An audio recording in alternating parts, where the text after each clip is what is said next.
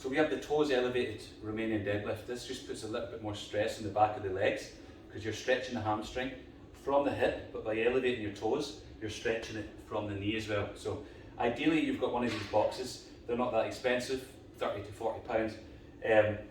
Over time, you can build up some good equipment, but if in the meantime you don't have this, use some plates, just anything that you can raise your toes with. So you would maybe take this out from the rack or from the floor, depending on what weight you're lifting. Shoulder width grip. And the key is, what's going to happen is if you tilt forward, you might lose your balance. So if you throw your hips too far back, same thing. But just like any movement with a barbell, you try to keep the load over your midfoot. So lock your lats in, keep a tall spine, and then just slowly push your bum back with slightly bent legs, always keeping the bar close to you.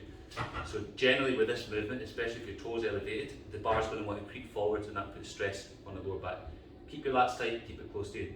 When you get to the bottom, you're going to pull up, keep pulling that bar backwards, and then you're going to keep the lower back nice and safe. So deep breath in, brace the core and the spine, squeeze your lats, hinge back, slightly bent legs.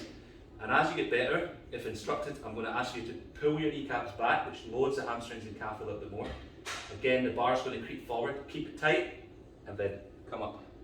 So normal rep on the way down, slightly bent legs, slowly push your kneecaps back, keep the bar close to you, pull up. Work with what range you have, lighten the load a little bit on the first time, and then gradually increase that over time.